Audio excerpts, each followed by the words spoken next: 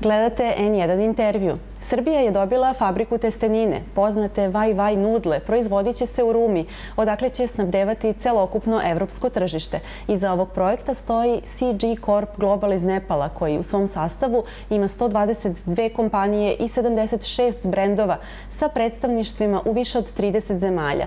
Osim u prehrambenoj industriji, posluju i u mnogim drugim oblastima: hotelijerstvu, bankarstvu, infrastrukturi, potrošačkoj elektronici, obrazovanju.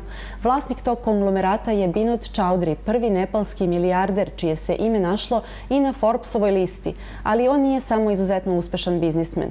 On je filantrop, čovek koji je dobio priznanje Azijac godine za 2017. za zasluge za preporod Nepala, koji je bio pogođen teškim zemljotresom 2015. godine.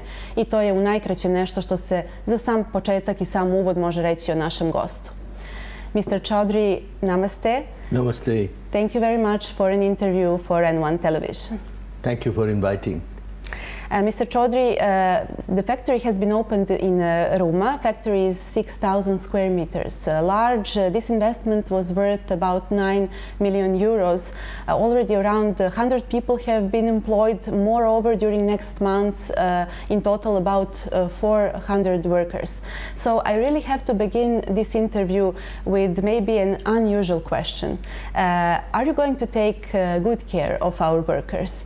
And the reason I ask you this question is that workers in Serbia very often live on the border of existence with very low salaries. It is not unusual that they work in very strict conditions, and that is the case also with foreign companies here. Well, as a matter of fact, you know, when I'm asked the question that why Serbia, and this question is often asked more than you'd imagine, as a base for CG Corp's strategy to enter and cater to not only West Europe but also the eastern part of Europe and Balkan, etc., I give the answer that it's because of the people. We are deeply touched with the qualities of the people of Serbia. I believe that they are sincere, they are qualified, they are very hardworking, and their sense of commitment to their job is unparalleled. They've joined the CG family, a global CG family, a larger CG family, and they are part of us. Our growth, our vision, our dream, and our future is completely aligned to them. So I have no doubts about that. So the answer to my question is yes, they will be treated very well. Absolutely, with respect, dignity, and all the support that is needed. Vaj noodles are one of the fastest growing brands in South Asia, also in the Middle East, US. Now you are trying to expand them, make them more popular, of course, in Europe. So as we know, so far, noodles with tastes of chicken, veggies, tomato, paprika, pizza are going to be produced daily in Ruma. So do you personally eat noodles? I do, of course, but vegetarian. Majority of our noodles are consumed as chicken noodle. I think it's one product which is going to change the world's eating habit.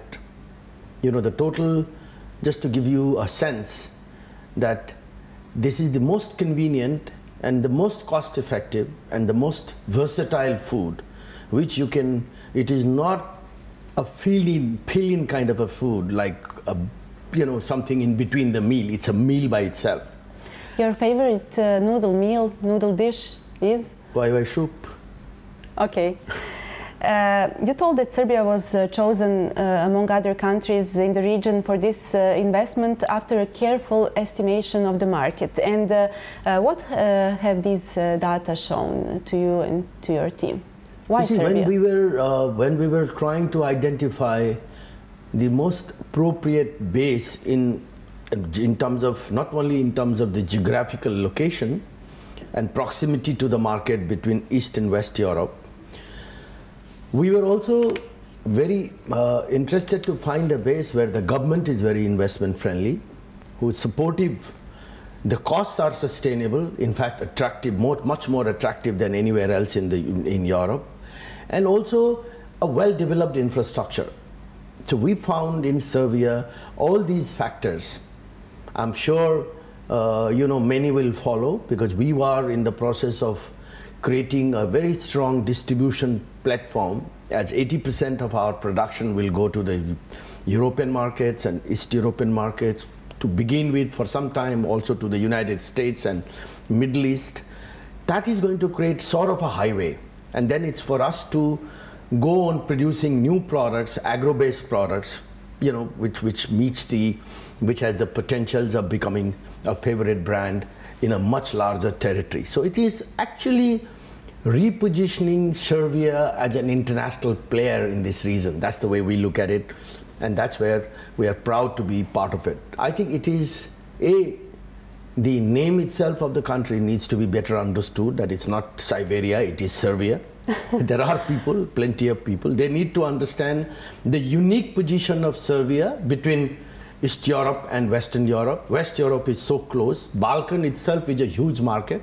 Okay, so I think there has to be a much more well-coordinated marketing and PR effort that Serbia has to put in place with the bigger investors, both China as well as India, I would say. Agro-processing is a huge opportunity here. Okay, consumer goods, huge opportunities here.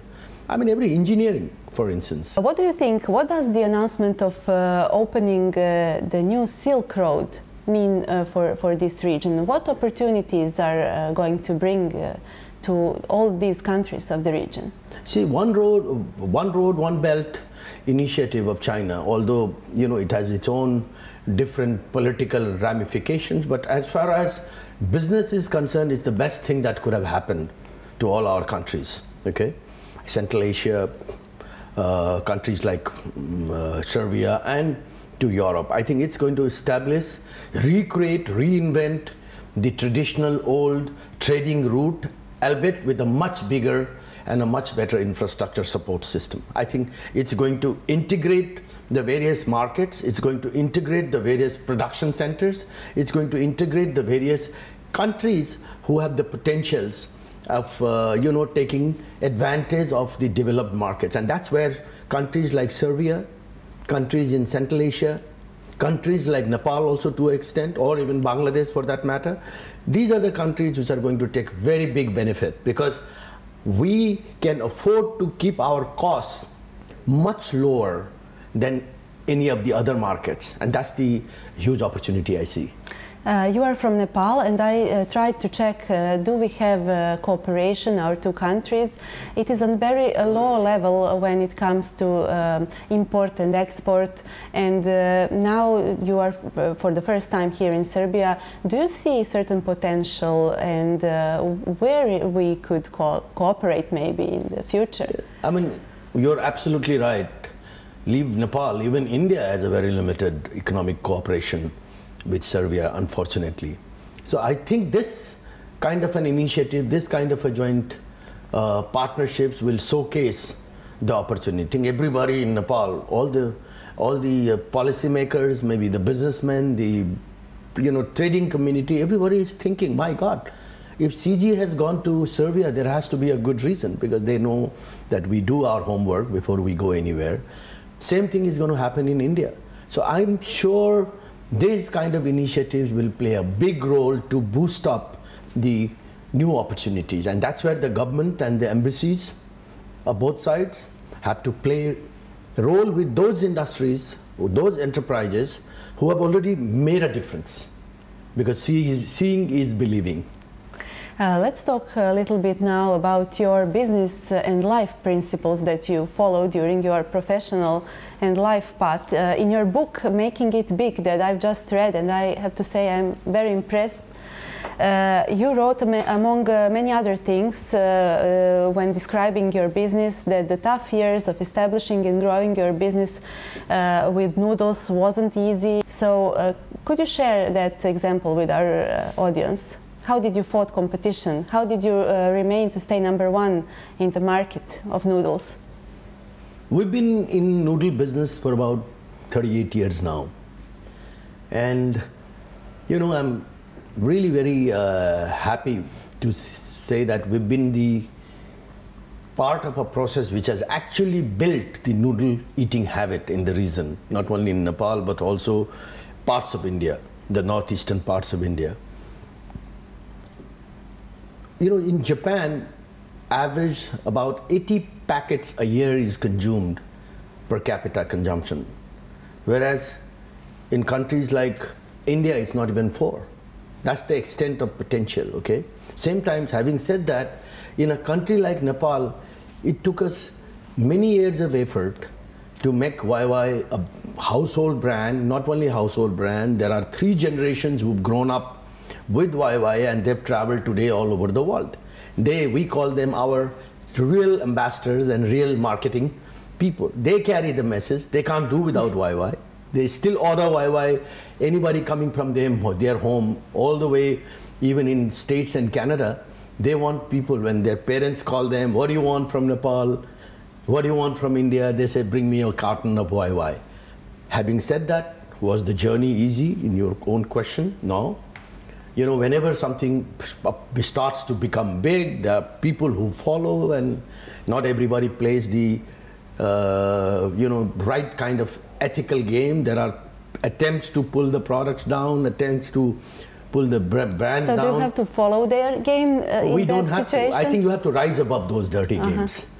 You have to rise above those dirty games, but there is always going to be a temporary hiccup. And you've got to find an appropriate strategy to combat that. And let's not say how you manage, let's just invite people to read your book and to find out how. That's right. And I hope that I've been asked by some friends that we should now also print this book in the Serbian language. I hope that'll happen. Nothing will give me a greater pleasure. I've been coming to this country. I love this country, and I feel that there's so many similarities in terms of meeting of minds, you know. You were born in Kathmandu. Your grandfather had a textile tender, owned a small textile store. Your father transformed the store to Arun Emporium, which is considered to be Nepal's first department store. And you were the one that converted the store to conglomerate, which is one of the biggest corporate houses in Nepal. So having in mind that you left your studies in the age of 18, what would you say if I ask you to briefly answer a complex question? How did you manage? Was that your character? Was that your strong wish to succeed, ambition, something else, everything I mentioned, or much more? You obviously have done your homework. You're right. I mean, you know, Nepal, probably the last thing that comes to your mind when you think of Nepal is business. People may think of Nepal as country, beautiful country with mountains, Himalayas, even the fighting Gorkha spirit, okay, or birthplace of Buddha, but not business per se. But somehow, you know, right from the beginning, my life, the events in my life led me to an unprecedented direction. While I was preparing to go to India to study accounting, my life changed and I had to join my business, which was a very modest one. But I think one thing that I probably must mention, that I did not have any complex that, oh, I'm from Nepal, it's a small country. Nepal may have been a small country. You know, I always say, and I've said this on many different forums, that I've always taken myself as a small man from a small country, but with big dreams. My dreams were much beyond the frontiers of Nepal. And I never felt that Nepal had any limitations. If at all, I felt that Nepal gives me the distinctly different identity. There is nothing that stops me from competing with anybody and everybody. Of course, we've got to be disciplined, we've got to build the capacities, we've got to identify where the opportunity lies and then pursue our dream. And I found somewhere that Nepalese people state that their national characteristic is a brave heart, actually. So maybe that's one of the reasons. People are known to be courageous, you know. Interesting fact at the beginning of the book, when you write, you have to sacrifice something to gain something else. That's what your father told you, and your comment above is That is one piece of fatherly advice I could never accept. I want everything from life, not one thing at the cost of another. Everything from life for you means what exactly? I mean, whatever you aspire for, I mean, whatever the people, your family, the country expects you to deliver. I think a person may be in a situation where you have to be, the history has, or let's say the situation has put you in a situation where you are supposed to contribute in more than one ways. For instance, you cannot say that, okay, no, I've got only X number of hours and I'm going to do only X, Y number of business activities per se. It may be business, it may be social and philanthropy, it may be even politics, or it may be even the, showcasing the country in the eyes of the world from a different perspective. So I believe that if you are disciplined, if you do your time management properly, if you believe in yourself, and if you believe in creating a surrounding, enabling environment, which helps you to pursue your dream and pursue your objective, you don't have to compromise. I think you can achieve and you can aspire to achieve all that you want in your life without dumping something or without sacrificing one thing for the sake of the other. That's what probably I was trying to communicate. You have close connections with the Nepalese royalty, with many successful people around the world, politicians. You have publicly stated that much of your success in doing business in Nepal has come from your ability to make connections with the right people. And how do you recognize those people? I've always believed and I've said that perhaps 50% of the success that you achieve in life lies with you and your caliber. Balance 50% lies in where you are, at what time, and who you are with, and how you handle that situation. So it's being at the right place at the right time and handling that situation is probably half of the story, no matter how competent you are. And that's what I mean. So you are given, I think, the situation, environment creates that situation where you are exposed to people, but you must have that caliber and skill to identify out of those who you want to associate with and for what cause. But at the end of the day, it all has to be a meeting of mind and the right chemistry for a right cause. Because the other person, when you talk of the relationship at that level, you have to also remember that they're also expecting something from you. I'm not talking about any financial interest or economic interest, but in terms of how you can contribute to support their agenda. In life, everybody has agenda. Let's talk about the current situation in Nepal now. Everything you did also for your country, your participation also in people's movement in 1990. What made you decide to be part of that movement? That was a brave decision for a businessman who depends, I suppose, in many aspects of current industrial, political flows in each country. I've always, stood for the pride and self-respect of business community. I felt that the phase of autocratic rule was somewhere the dignity and respect of the people who actually are creating the economic activities and creating jobs was compromised. Okay, there were plenty of rent seekers. There were plenty of people who wanted to extract undue benefits. So I think it was a revolution against that mentality, not a particular person per se. If you are referring to the monarchy and their cronies around, today, even today with the former king of Nepal, I have best of the relationship, who came for our program recently, and they recognize the contribution that we are making.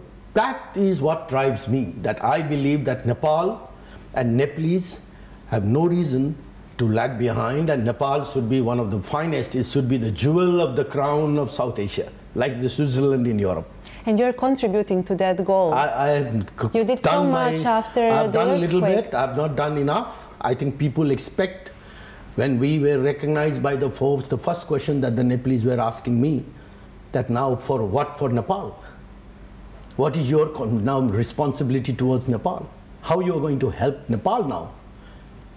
Are you going to be the one billionaire from and impoverish 28 million Nepalese, or you're going to also do something to pull the Nepalese out of this unfortunate situation?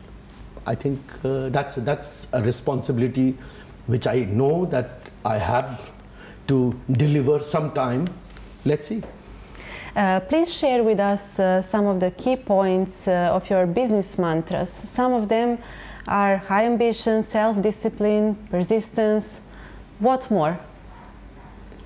Never say no, never give up. Way will be tough. So you will feel very difficult situations. If you have a bigger dream, your problems are going to be equally big. Time management is a very important quality. Keeping your head up, not making shortcuts and making changes which will ultimately pull your reputation down. At the end of the day, today's world is highly connected. Everything is very transparent. What I'm talking with you here, my Nepalese brothers and sisters are listening all over the world. So if there is a limit to how much you can mislead. You cannot mislead everyone every time. You can mislead someone one time. You've got to be able to do things in a manner that the people and the world will appreciate.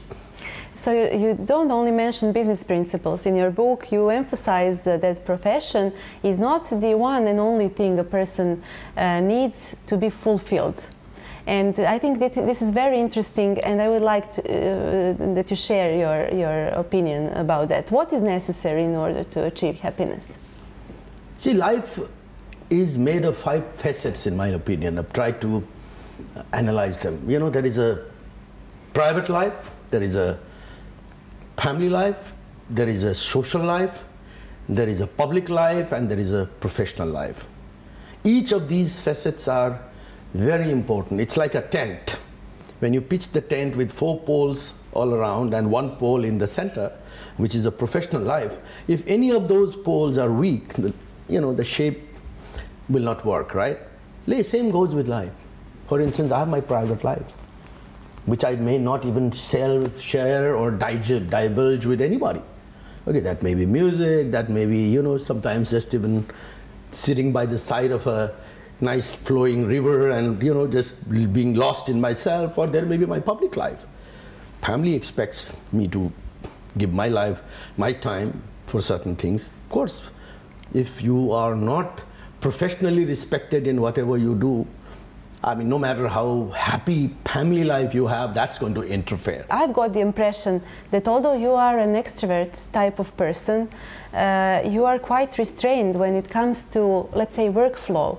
And can you be a friend with your employees and achieve good results if you are friends, or it is necessary to establish a borderline which cannot be crossed?